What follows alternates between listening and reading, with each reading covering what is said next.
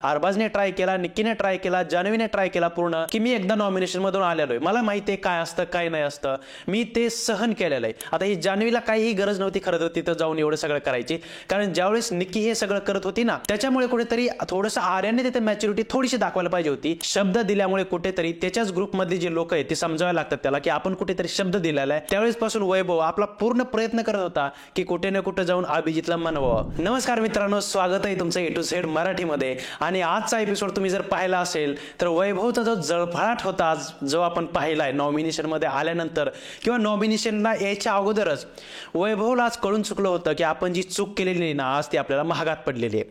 आणि जेव्हापासून nomination task आला आणि जेव्हा कळालं की अभिजितच्या गळ्यामध्ये कुठेतरी या वैभवची जी पार्टी ती आलेली, त्यावेळेस पासून वैभव आपला पूर्ण प्रयत्न करत होता की कुठे ना कुठे जाऊन अभिजितला मनवावं. पण अभिजित मात्र एकही त्याचा शब्द ऐकून घ्यायला तयार नव्हता आणि कोणाजवळही जायलाही तयार नव्हता की मला वाचवा म्हणून. त्याला माहित होतं की आपल्याला काही झालं तरी कोणाला वाचवायचं नाहीये आणि आपण कोणाला जाऊन सांगायचं नाही की आपल्याला वाचवा. तर आजचा जो अभिजितचा स्टँड जर बघायला गेला तो एकदम क्लिअर होता की मला या वैभवने काहीही कारण नसताना त्या पुढारीला वाचून आपल्या अभिजितला याच्यामध्ये टाकलं होतं, नॉमिनेशन मध्ये टाकलं होतं. तर आज याचा पूर्ण जो वचपा आहे तो काढायची जी वेळ आहे ती आज अभिजितकडे आली होती. आणि तो का काढणार नाहीये? जर एक टास्कही नसताना काहीही नसताना त्यानं अशा माणसाला नॉमिनेशन मध्ये टाकलं की कोणी विचारही केला नव्हता. खरं तर त्याच्यापेक्षा असे काही सदस्य होते बिग बॉसच्या घरामध्ये ज्यांना तो नॉमिनेशन मध्ये टाकू शकत होता. अभिजित बाहेर जाणारही नव्हता, पण त्यानं एक चूक केली म्हणता येईल आणि त्यानं अभिजितचं नाव कुठेतरी घेतलं. पण माहिती आहे अभिजित तर तसा घराबाहेर जाणारच नाही हे सगळ्यांना माहित होतं, पण त्याची जी चूक आहे ती त्याला आज भोवलेली. आज अभिजितने असं इंटेन्शनच नव्हतं अभिजितचं की कुठंतरी आपण एक सुलहा करू म्हणतात ना की चला आपण थोडंसं बोलून करून वगैरे काहीतरी मॅनेज करू, पण अजिबात नाही. अभिजितने जसंही त्याला कळालं की आपल्या याच्यामध्ये गळ्यामध्ये या वैभवची पार्टी, तर त्यानं त्याचं एकदम क्लिअर होतं की आता आपल्याला काहीही करून वैभवला नॉमिनेशनमध्ये टाकायचं आहे. आणि हे त्यानं क्लिअर त्याचं इंटेन्शन जे होतं ते क्लिअर केलेलं होतं. आता त्याच्यानंतर जर पाहायला गेलं तर पुढारीच्या गळ्यामध्ये तिथं वैभव आपल्या अभिजितची होती पार्टी आणि पुढारी काय तो ए ग्रुपचा आहे. आणि हे अभिजितचं जे काही होतं तो तिकडं वैभव जळफळाट करत होता की अभिजित मला नॉमिनेशनमध्ये टाकू नको, मी तुला नॉमिनेशनमध्ये टाकणार नाही. पण अभिजितचं म्हणणं हे होतं की मी एकदा नॉमिनेशनमधून आलेलो आहे, मला माहिती आहे काय असतं काय नाही असतं, मी ते सहन केलेलं आहे, तर मला आता फरक पडत नाही की नॉमिनेशनमध्ये गेलो तरी काय होईल आणि काय नाही. आणि दुसरा मुद्दा असा होता की जर मी तुला नॉमिनेट केलं नाही, जर मी तुझ्यासोबत काही मॅनेज केलं काही गोष्टी इकडं तिकडं करून, तर मला उद्या हे जे माझे प्रेक्षक आहेत बघणारे लोक आहेत ते काय म्हणतील की या माणसाने तुला एकदा नॉमिनेशनमध्ये टाकलं होतं आणि आता तू जाऊन त्याच्यासोबत मॅनेजमेंट करून आपलं जे नाव आहे पुढच्याचं जे नाव आहे ते काढून घेत शकत नाहीये.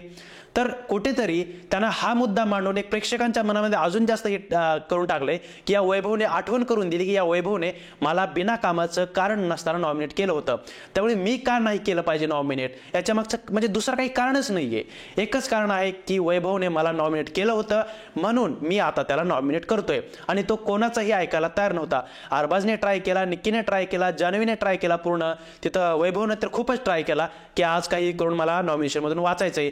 आणि जो ट्राय होता त्याचा तो असा आतून आज होता. आतापर्यंत मी त्याला बघितलं नसेल कोणाला तो एवढा मनवत होता, तो आज अभिजितला मनवत होता आणि अभिजितने त्याचं काहीच ऐकलं नाही. त्याच्यानंतर झालं काय की अभिजित ते म्हणजे टास्क पर्यंत पोहोचायचं होतं, त्यांना हे वाजवायचं होतं, त्यांचा जो हे पुढे ठेवलं होतं ते वाजवायचं होतं. आणि ते काय झालं की सुरुवातीला जे आहे ते काय केलं, जान्हवीने आर्याचं केलं, तर ठीक आहे होणार होतं कारण आर्या आणि जान्हवीमध्ये काही पटत नाहीये. त्याच्यानंतर दुसरं जे होतं ते झालं आर्याने इरिनाला केलं. आता आर्याचं इथं असं होतं की आता समजा त्या ऑलरेडी पहिल्याच याच्यामध्ये ज्यावेळेस जान्हवी गेली होती त्यावेळेस अभिजितला कुठेतरी लागलं होतं पायाला ऑलरेडी, त्यामुळे तो चालताना म्हणजे पळताना त्याचा पाय म्हणजे ठीक आहे अगोदरच त्याला लागलेलं आहे, त्याच्यामुळे त्याचा पाय काहीतरी झालं त्याच्या पायाला आणि तो खाली पडला. ठीक आहे, त्याच्यामुळे कुठेतरी थोडंसं आर्याने तिथे मॅच्युरिटी थोडीशी दाखवायला पाहिजे होती की ठीक आहे आपण जाऊन बजर न दाबता या अभिजितला पुढे जायला द्यायला पाहिजे. आणि हे अभिजितनं वारंवार तिला सांगत होता की मला वाजू द्या मला वाजू द्या. पण ही आर्या हे बघा कसं आहे, आर्या आहे बी ग्रुपमध्ये, ती देखील तिची जी हे आहे ना काय म्हणतात ते खेळाची जी टास्क खेळायची ही पद्धत आहे ना ती सेम ए ग्रुप सारखी आहे. ती फक्त बी ग्रुपमध्ये आहे म्हणून आपल्याला तिचं जे आहे ते पटतंय, पण तिचं जे ॲग्रेसिव्ह आहे ना ती ए ग्रुप सारखी आहे आणि ती जस्टिफाईड आहे तशी. तर असं नाही म्हणत की मी तिनं हे केलं नाही पाहिजे, ॲग्रेसिव्ह व्हायला नाही पाहिजे, पण थोडंसं समजून घ्यायला पाहिजे होतं की अभिजितच्या कुठेतरी पाहायला लागलंय आणि त्याला नॉमिनेट करायचंय तर त्याला पहिल्यांदा करू द्यायला पाहिजे होतं. पण आपल्या आर्याकडून ही चूक झाली की तिनं जाऊन तिथं बजर दाबला. पण मला वाटतं असा काही मोठा मुद्दा झाला नाही. ठीक आहे, तिनं केलंय ना तर तिला करू द्यायचं होतं, कारण एरिना पण एवढे काही खास खेळत नाही किंवा आपल्या कोणाच तरी केलं असं पण नाहीये. ठीक आहे, दुसरा चान्स होता त्याच्यानंतर, ठीक आहे, तो पहिला चान्स गेला आपला, दुसरा गेला आर्या आणि आर्याने इरिनाला केलं.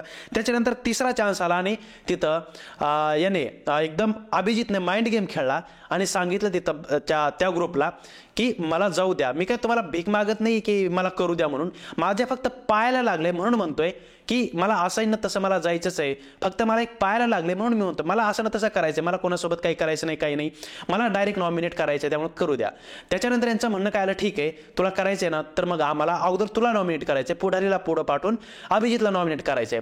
मग तो म्हणतो ठीक आहे, पण पुढारीला जर मला नॉमिनेट केलं तर दुसऱ्या याच्यामध्ये कोणीही येणार नाही, त्यानं फक्त त्याला मार्ग मोकळा करून द्यायचा आहे, मी चालत जाऊन आरामशीर बजर वाजून मी नॉमिनेट करणार. त्यावेळेस होतं त्यांचं ठीक आहे, तिथं वैभव शब्द देतो की ठीक आहे चालेल तुम्हाला नॉमिनेट करायचं तर तुम्ही नॉमिनेट करा, मला काही प्रॉब्लेम नाहीये. आणि त्यामुळे पुढारी जाऊन पहिल्यांदा अभिजितला नॉमिनेट करतो तिसऱ्या राऊंडमध्ये. आणि चौथ्या राऊंडमध्ये ज्यावेळेस अभिजितची वेळ येते त्यावेळेस यांचा जो बोलण्याचा ह्याच्यामध्ये बोलण्यामध्ये अडकवतात आणि म्हणता हा आरबाज जो आहे तो म्हणतो की मला काही देणं घेणं नाहीये, मी काय नॉमिनेट तुला करू देणार नाही, तो आडवा येतो, मध्ये येतो.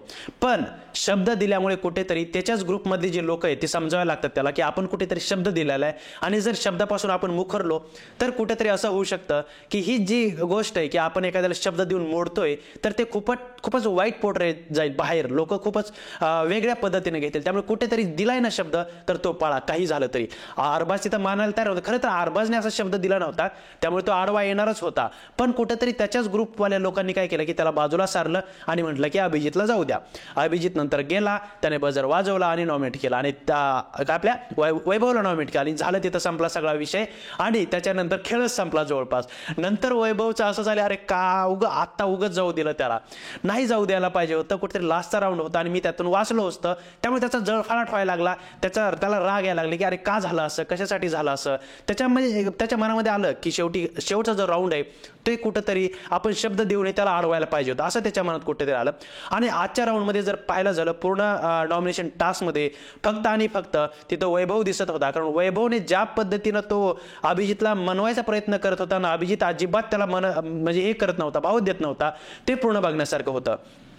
त्या टास्कमध्ये अभिजित आणि आर्यामध्ये देखील झालं, पण होण्यासारखं खरं तर काहीच नव्हतं. ठीक आहे, आर्या गेली, त्यानं केलं नॉमिनेट इरिनाला, विषय संपला, तिथं सोडून द्यायचा होता, कारण ती आहे तशी आहे. आणि मी ऑलरेडी बोललोय तुम्हाला की थोडीशी बालिश आहे ती, तिला काही गोष्टी कळत नाहीयेत, ती डायरेक्ट नडते भेटते, तिला वाटायचं ते ती करते. थोडं या सदस्याने समजून घ्यायला पाहिजे की आहे तिचा स्वभाव आणि तिला वाईट काही केलेलं नाहीये. ठीक आहे, तिने थोडं अभिजितचा अगोदर जाऊन केलंय, ही तिचं चुकलं, पण वाईट दुसरं काही असं केलेलं नाहीये की ज्याच्यामुळे बी टीमला काहीतरी धोका होईल, असं काहीच नव्हतं. त्यामुळे त्यांनी तिथं मुद्दा कुठेतरी दाबून घ्यायला पाहिजे होता, काही एवढा मोठा मुद्दा करायची गरज नव्हती. त्याच्यानंतर येऊयात आपण सगळ्यात मोठ्या मुद्द्यावरती. जान्हवीने जे आहे आर्याचं जे आहे पांघरून डायरेक्ट पायाखाली तुडवलं.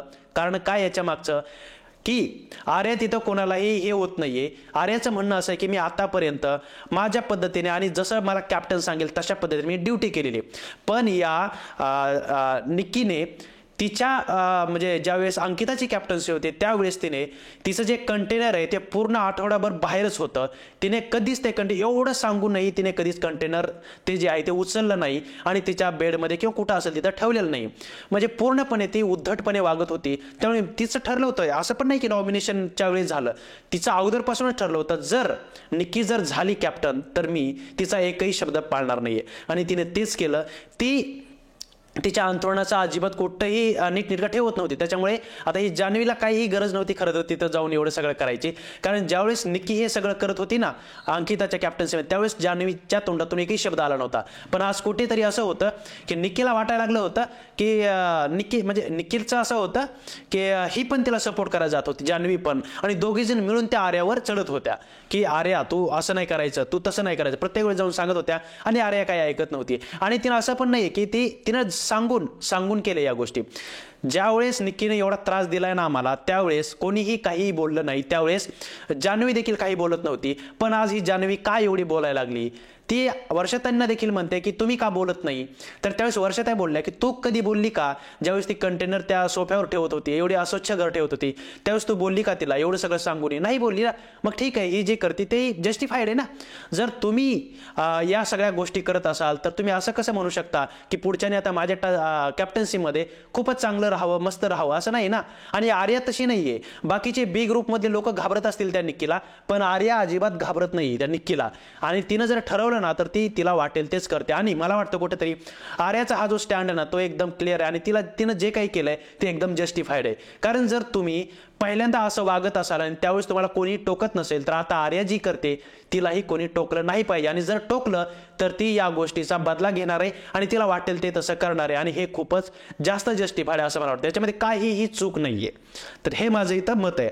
आणि तिसरं, आज सूरजने फुल जो सपोर्ट आहे तो आर्याला दाखवलाय. बाकीचे जे सदस्य आहेत ते कुठंही आर्याला सपोर्ट करताना कोणी दिसत नाहीये, पण सूरज हा एकटा आर्यासोबत उभा राहिलाय. त्याचं म्हणणं असं आहे की जर निक्की आपल्यावर एवढी हावी होत असेल, जर तिनं केलेलं सगळं आपल्याला चालत असेल, आपण तिला काहीच बोलत नसू, तर मग आर्या करताना आपण का अडवायचं?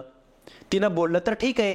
जर निक्की त्या गोष्टी करू शकते, निक्की सगळं काही मनाला वाटेल तसं वागू शकते, तर आर्या का नाही वागू शकत? आणि तिथे सूरजने देखील आर्याला सपोर्ट दिलेला आहे. बाकी जर तिच्या ग्रुपमध्ये बघायला झाले बी मध्ये, तर अभिजितचा सपोर्ट नाही, अंकिताचा सपोर्ट नाही, कोणाचा सपोर्ट नाही. वर्षाताईंचा एक सपोर्ट आहे तेवढा, सूरजचा आणि वर्षाताईंचा. बाकी पॅडी दादांचा देखील आहे, पण त्यांनी काही बोलून नाही दाखवलं. पण अंकिता आणि डीपी दादाचा बिलकुलही सपोर्ट नाही, आणि अभिजितचा देखील तिला सपोर्ट नाही. कारण अभिजित सोबत त्याचं वाजलेलं त्याच्यामुळे नसेल, पण कुठेतरी असं वाटतंय बी ग्रुपला देखील या गोष्टी पटत नाहीयेत. पण आर्याने जे काही केलंय ते आज खरंच मानण्याजोगं आहे. कारण जर एका ग्रुपमध्ये एखाद्याची कोणाची कॅप्टन्सी दुसऱ्या ग्रुपमधल्याची असेल तर तुम्ही अशा पद्धतीने वागू शकता, तर दुसऱ्या ग्रुपमधला देखील माणूस तुमची कॅप्टन्सी आल्यानंतर असं वागू शकतो. तर मित्रांनो, या संपूर्ण प्रकरणावर तुमचं काय मत आहे? तुम्हाला काय वाटतंय? आर्याचं जे वागणं आहे ते जस्टिफाईड आहे का? निक्की, जान्हवी आणि आर्याच्या वादाबद्दल तुमचं काय मत आहे? त्याशिवाय आज जो वैभवचा जळफळाट आपल्याला पाहायला भेटलाय त्याच्यावर तुमचं काय मत आहे ते तुम्ही कमेंट करून नक्की सांगा. आणि जर तुम्हाला हा रिव्ह्यू आवडला असेल तर व्हिडिओला लाईक करून आपल्या चॅनलला देखील नक्की सबस्क्राईब करा. धन्यवाद.